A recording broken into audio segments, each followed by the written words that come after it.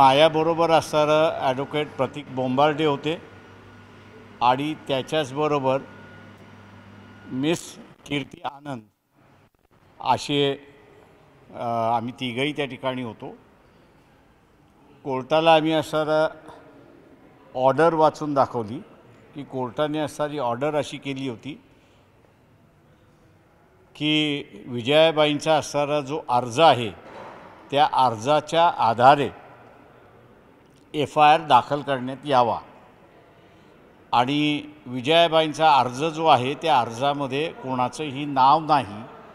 त्याच्यामुळे हे जे 2 ॲप्लिकेंट्स आलेले आहेत यांचा तसा काहीही रोल नाही म्हणजे त्याच्यामध्ये. आणि त्यांच्या मनामध्ये असणारी भीती जी आहे त्या भीतीपोटी असणारं हे ॲप्लिकेशन एक्सेप्ट करू नये अशी असणारी परिस्थिती आहे. कोर्टाने आमची बाजू ऐकली आणि हायकोर्टाचा निर्णय जो आहे तो कायम त्या ठिकाणी असणारं ठेवला आहे. त्याच्यामुळे आता असणारं पोलिसांनी FIR दाखल केलं नाही म्हणून त्यांच्यावरती कोर्ट कंटेम्प्ट करते का हे बघणं त्याच्यातलं महत्त्वाचं आहे.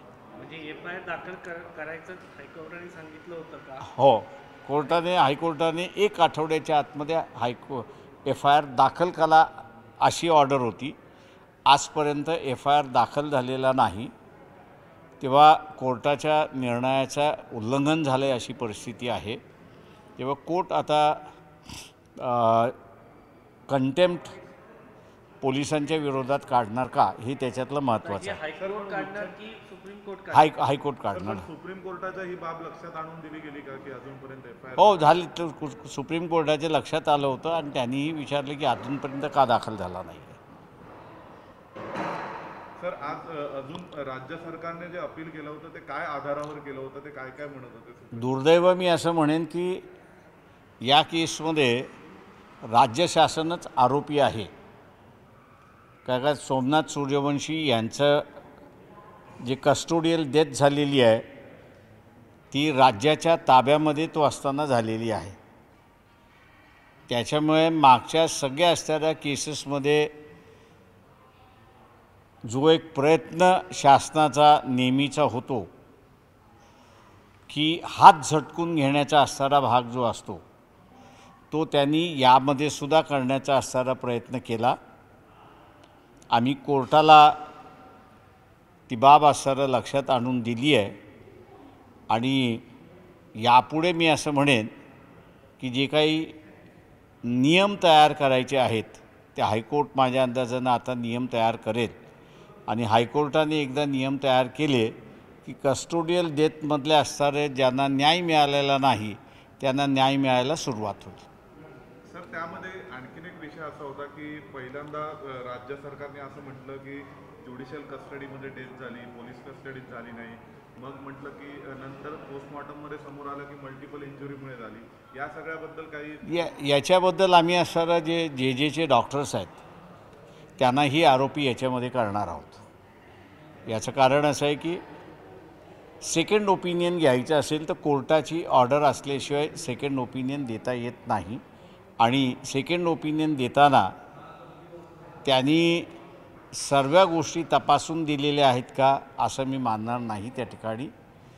त्याच्यामुळे असणारं याच्यामध्ये जे डॉक्टर्स आहेत त्या सगळ्यांना असणारा आरोपी करा असं आम्ही कोर्टाला अर्ज करणार आहोत. सर, या प्रकरणामध्ये FIR दाखल झाल्यानंतर भविष्यामध्ये जेव्हा चार्जशीट दाखल होईल त्यानंतर पुन्हा हे प्रकरण हायकोर्टात ऐकलं जाईल की सुप्रीम कोर्टात? नाही, आता त्याच्यामधली असणारी जी प्रक्रिया आहे म्हणजे 196 BNSS म्हणजे नवीन भारतीय न्याय सुरक्षिता संहिता म्हणून जी आलेली आहे किंवा जुना 174 असा CRPCचा जो आहे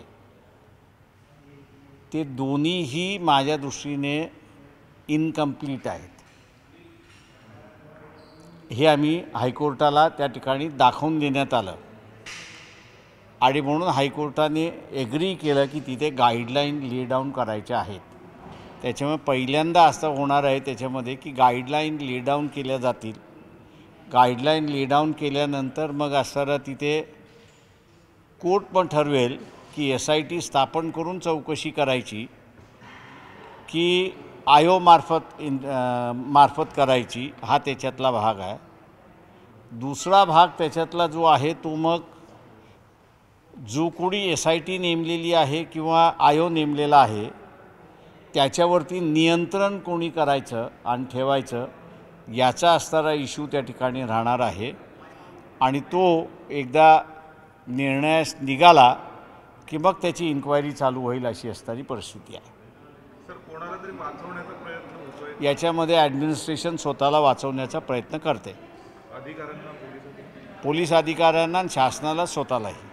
सर, परभणीमध्ये फक्त सोमनाथ सूर्यवंशीचा मृत्यू हा एक विषय, पण अन्यही खूप मोठ्या प्रमाणावर पोलिसांकडून जे कॉम्बिंग ऑपरेशन झालं होतं, खूप मोठ्या प्रमाणावरती प्रिव्हेंटिव्ह ॲक्शन झाली होती, त्या बाबतीतही काही भूमिका, काही निर्णय हा आहे का वंचित बहुजन? नाही, मी असं म्हणेन की ज्या जजमेंटमध्ये जे आहे कोर्टाने कॉम्बिंग ऑपरेशन झालं याची नोंद घेतलेली आहे.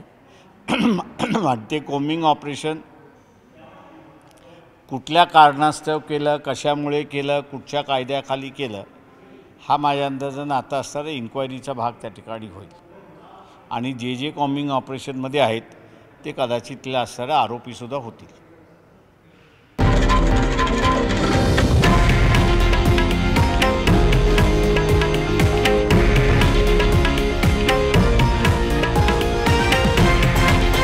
हे आहे देशातील नंबर 1 न्यूज नेटवर्क आणि आपण पाहत आहात TV9 मराठी, एकमेव.